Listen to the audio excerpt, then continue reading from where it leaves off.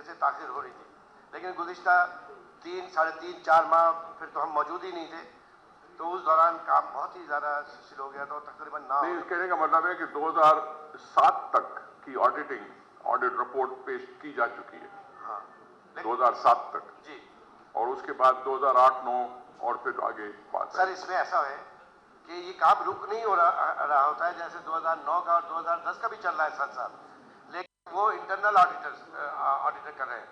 External auditor जब आके उसको री एग्जामिन करता है और तमाम चीज़ें देखता है, तो फिर जो फाइनल होता है उसको हम एक के बाद एक पेश करते चले जाते हैं। तो जनरल बॉडी इजलास की जो मैंने बात बताई कि 2008 का भी मुकम्मल है, 2009 पे इस वक्त हम काम कर रहे हैं जो तकरीबन मुकम्मल हो चुका है।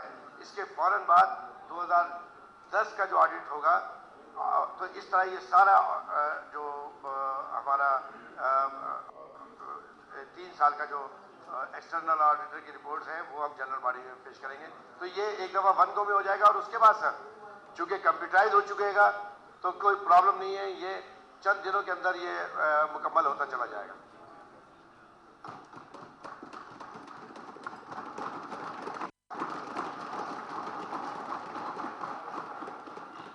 तो सर इसमें जो है मैं एक इजाफा करता चले जाऊं कि सवाल भी पूछा गया था कि ये कौन सी ऑडिट कंपनी है जो इसको ऑडिट कर रही है, तो वो है इब्राहिम एंड कंपनी। ये एक्सटर्नल ऑडिटर है। क्या नाम है जी? Ibrahim and company. ये बड़ी मशहूर कंपनी है, लेकिन ये जो ऑडिट फर्म है ये जनरल बॉडी इलेक्ट करके भेजती है, वो नॉमिनेट करती है, वो सिलेक्ट करती है। तो इसको जो है रह गया था नाम, तो वो मेरे पास अभी पर्ची आ गई। Okay, thank you. Let's move on to the next question. आप इसको रखिए अपने पास। Next question by Arif Mustafa Zafri साहब अगेन। स्पीकर सर, मैं अगर सर इजाजत दे तो इसको थोड़ा सा इजाजत है सर, आपने जवाब दें कि ये सबको पता भी चल जाए। स्मॉल इंडस्ट्री के जो प्लाट्स थे वो जिस कंडीशन पे और जिन टर्म्स पे दिए गए थे वो टर्म्स भी फुलफिल नहीं की गई और काम नहीं शुरू किया गया, नंबर 1। नंबर 2, वाजिबात जो थे वो भी नहीं दिए गए थे, तो उसके बाद एक प्रोसीजर है जो हम अडॉप्ट करते हैं कि नोटिस देते हैं और उसके बाद उसको हम कैंसिल में चले जाते हैं और कैंसिल कर देते हैं। इसी तरीके से साइट लिमिटेड में भी बेशुमार नोटिस हमने जारी किए हैं कि जिन्होंने ज़मीन खरीदी हुई है और 2 साल नहीं 5 साल 8 साल 10 साल वो प्लाट पे कंस्ट्रक्शन करने में नाकाम होते रहे, तो उनको भी हमने नोटिस जारी किए थे। लेकिन चूंकि ये सवाल बहुत पुराना है तो मैं इसकी वजाहत कर दूँ कि आज के दिन की बात कि उसमें चैम्बर ऑफ कॉमर्स, दूसरे इंडस्ट्रियलिस्ट की डेलीगेशन, उन सब ने आके जो मजबूरी सूरत हाल बताई कि सनदी बहरान की और जो एक क्राइसिस है, तो उसके बाद मैंने फिर ये उनको चैम्बर ऑफ कॉमर्स जो मुख्तलिफ शहरों की थी उनके डेलीगेशन आए थे कि जी अभी आप ये जो मनसूख आप कर रहे हैं, हम इस पोजीशन में नहीं कि हम इसको बना सकें, हम तो खुद क्राइसिस के अंदर हैं। तो उनकी ये जानवन मजबूरी थी, उसको सामने रखते हुए ये सारे ऑर्डर जो किए गए थे इसको हमने वापस ले लिए कि अभी हम कोई इसके ऊपर कार्रवाई नहीं कर रहे, बल्कि इसके ऊपर आप कोशिश ये करें कि इन टर्म्स एंड कंडीशंस को फॉलो करें ज़्यादा बेहतर तरीके से।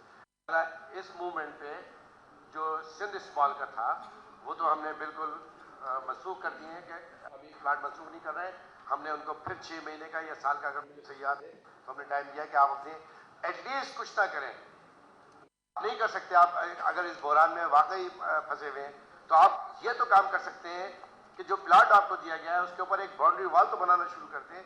अगर आप बाउंड्री वॉल्स ही बनाना शुरू कर देंगे उसका एक फ़ायदा ये होगा कि ज़मीन पे कब्जा नहीं होगा, दूसरी बात है कि वो आपकी हिफाजत होगी, तीसरी बात ये है कि कुछ ना कुछ तो एक्टिविटीज़ जनरेट होगी, कुछ तो लोगों को रोज़गार मिलेगा अगर ये बाउंड्री वॉल पे काम शुरू हो जाए तो। अब फिर दूसरी बात ये है कि उसके ऊपर एक इंफ्रास्ट्रक्चर बनाने के लिए या इंडस्ट्री का जो भी आपके कॉन्सेप्ट में है, आप उसके ऊपर ज़्यादा बेहतर तरीके से काम कर सकते हैं। दीवारें बनाएं, छत डालें, प्लास्टर करें। जब आपके पास इक्विपमेंट के लिए और मशीनों के लिए पैसा हो उस वक्त आप कर लें, लेकिन कोई काम तो करें। ज़मीन ऐसी की ऐसी पड़ी हुई है और जो जेन्युइनली आ रहे हैं ओवरसीज से और पूरी दुनिया से एक फ्लड है जो सिर्फ रुका हुआ है इंडस्ट्रियलिस्ट का इन्वेस्टमेंट करने के लिए, वो सिर्फ हमने इसी वजह से कि हमारे पास प्लाट है नहीं, और जो प्लाट मौजूद है उसमें लोग बना नहीं रहे। तो लेकिन मजबूरी सिर्फ इतनी रही है कि सनतकारों को जो इस वक्त इन्वेस्ट करना चाह रहे हैं वो इस पुरानी कैफियत में अपने हाथ को चुके रोका हुआ है। और ठीक है, हमें भी रियलाइज करना चाहिए ये मिनिस्ट्री और ये डिपार्टमेंट इंडस्ट्रियलिस्ट को फैसिलिटेट करने के लिए किया गया। हम उनके ऊपर हायर एंड फायर और सारे कानून लागू करके तो हम नहीं रुक सकते। लेकिन एक बात मैं आपके इस फ्लोर से और आपके सवाल के तवज्जुह से मैं ये बता देना चाहता हूँ कि अगर हमारे पास जेन्युइन इंडस्ट्रियलिस्ट आते रहे और उन्होंने फौरी तौर पे 6 महीने के अंदर काम को शुरू करने की हमको गारंटी दे दी, तो हम मनसूख करते जाएंगे, एक एक मनसूख करते जाएंगे, एक एक हम देते चले जाएंगे। हम इस मामले में नहीं रुकेंगे, क्योंकि सिंध का नौजवान बेरोजगार होता जा रहा है। यहाँ इंडस्ट्री लगेगी तो उनका रोजगार मिलेगा, तो इस रोजगार के ऊपर कोई कंप्रोमाइज हम नहीं करेंगे।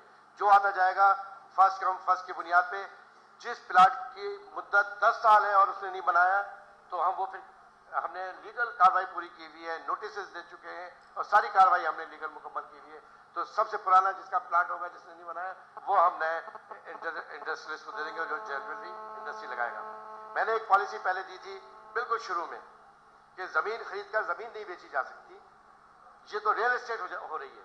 लिहाजा जमीन खरीद कर आप उस पर फैक्ट्री लगाए, बेशक 10 अफराद के लिए फैक्ट्री आप लगा दें, 10 लोगों के रोजगार वहां पे आ जाए और फैक्ट्री लगा के आप दूसरे दिन बेच दें, लेकिन फैक्ट्री लगाना बहुत जरूरी है। Thank you. Have another supplement? I do, sir. Second. After such a detailed answer, you still have a second I do, supplement? sir. 3 है मेरे पास. But ये एक सवाल, इनके 20 सवाल का जवाब मैंने अपनी एक सवाल में दे दिया। अब आपका एक बाकी मेरे एक ही सवाल है। अच्छा सर, मैं अच्छी बात है कि मिनिस्टर साहब ने कहा है कि सारे जो प्लॉट्स थे उन्होंने दोबारा बहाल किए हैं, वो कैंसिल नहीं है। लेकिन सर मिनिस्टर साहब से मैं पूछने जाता हूँ कि सारा जब ये प्लॉट जो दिए गए थे, ये बेचारे जो सिंध के जो इंडस्ट्रियलिस्ट हैं, जो इंडस्ट्रीज बनने जाते हैं सिंध में, वो अपनी इंडस्ट्री कैसे बनाए, अपने कारखाने कैसे लगाएं जब हमारा सिंध का गैस, हमारा सिंध का बिजली पंजाब एक्सपोर्ट किया जा रहा है, दूसरे सूबों को एक्सपोर्ट किया जा रहा है। इसका सवाल का जवाब दें कि जो आप प्लॉट तो अलॉट करते जा रहे हैं ना, लेकिन वहां को इंफ्रास्ट्रक्चर वो तो छोड़ दें, ठीक है, वो हमारा मसला है। लेकिन हमारे सिंध का जो रॉ मटेरियल है, गैस, बिजली, दूसरे सूबों का हम एक्सपोर्ट कर रहे हैं आइन के खिलाफ, तो हमारे सूबे की इंडस्ट्रियलिस्ट उनके अपने कारखाने कैसे चलाएंगे? देखिए, बिजली लाना और गैस लाना तो खैर मेरी जिम्मेदारी नहीं है, लेकिन मैं आपके नॉलेज के लिए एक बात बताऊं और आपको बेइंतहा खुशी होगी इसके ऊपर, और आप खुशी से निहाल हो जाएंगे, नाराज हो जाएंगे, नहाल हो जाएंगे, खुश, हाँ, बेताजा खुश हो जाएंगे, अच्छा, बेहाल हो जाएंगे, बेहाल हो जाएंगे। और इनकी खिदमत में मैं बताऊं कि जिस जगह पर बिजली है, गैस है, पानी है, सड़कें लगी हुई हैं, सारी चीजें, पूरा इंफ्रास्ट्रक्चर मुकम्मल है, सर वहां पर भी कंस्ट्रक्शन नहीं हो रही है, वहां पर भी काम नहीं हो रहा है, और वो भी 2 साल से कि बिजली, पानी, गैस, सड़कें और सब फैसिलिटीज मौजूद हैं। उसके ऊपर काम शुरू करें, प्लस उसके ऊपर बहुत बड़ी हैवी इन्वेस्टमेंट की जरूरत नहीं है। किसी के पास 10 लाख 20 लाख रुपए भी हो तो भी वो काम शुरू कर सकता है। सिंध स्मॉल इंडस्ट्री का जो नॉर्दर्न बाईपास का प्रोजेक्ट है वो 101% मुकम्मल है। पानी, गैस, वो 500 गज के और 1000 गज के प्लाट हमने किए थे, उसी पे काम शुरू हो जाए। उस जगह के ऊपर पहले हमें ये है कि हम अपने सनतकारों को दे क्या रहे हैं, और अगर हम सारी चीजें दे रहे हैं तो उसके बाद फिर ये राइट बनता है कि उसके बावजूद कोई काम नहीं कर रहा, तो फिर उन लोगों को हम प्लाट दें जो जेन्युइनली इंडस्ट्री लगाना चाहते हैं। अभी फिर बाकी है आपका नहीं, थोड़ा सा ये तो इजाफा। अभी अच्छा, तीसरा सवाल है। तीसरा सवाल जी सर। नहीं, चौथा है। सर हमारे आइन के मुताबिक सर हर सूबे के अपने नेचुरल रिसोर्सेज पे पहला हक बनता है। आइन के मुताबिक हर सूबे में जिनको उनके सूबे के नेचुरल रिसोर्सेज हैं, गैस, कोल, उनका पहला हक बनता है उस रिसोर्सेज के ऊपर। ठीक है, तो मैं मिनिस्टर साहब से ये पूछने चाहता हूं कि उनके ख्याल के हिसाब पूछता हूं कि जो सिंध में जो लोड शेडिंग हो रही है गैस की, क्योंकि हम अपने जो हमारा सिंध का 70% हमारे पैदावार है गैस का, पूरे मुल्क का 70%, उसके बावजूद हमारे सूबे में गैस लोड शेडिंग हो रही है, गैस लोड शेडिंग हो रही है, इंडस्ट्री जोरी बंद करवा रहे हैं सिंध में। तो मिनिस्टर साहब से ये पूछने जाता हूं कि ये मुनासिब बात है कि हमारे सिंध की इंडस्ट्री बंद हो रही है और हम गैस कहीं और से भेज रहे हैं। लेकिन ये तो नॉन यूटिलाइजेशन ऑफ प्लॉट के बारे में सवाल था सर। उन्होंने कहा था कि जब इंडस्ट्री लगी नहीं है तो आप फिर उधर क्या, ये तो नॉन यूटिलाइजेशन के लिहाज से सवाल था, उसके बारे में आप सवाल करें तो बेहतर है सर। गैस नहीं है तो कारखाने कैसे लगाएंगे? नहीं, they were not used for the purpose they were allotted. Sir कैसे यूज करेंगे सर, जब मोटर नहीं चला सकते तो कैसे चलाएंगे? यू सी, देखिए बात सुनिए, ये कैंसिलेशन ऑफ प्लॉट्स हुई है for their non utilization over the period of time, over the period of time. नहीं सर, ये बात नहीं है sir, over the period of time. कोई इंडस्ट्रियल प्लॉट लेता हूं, it is not mentioned in the house or in the reply that they were cancelled due to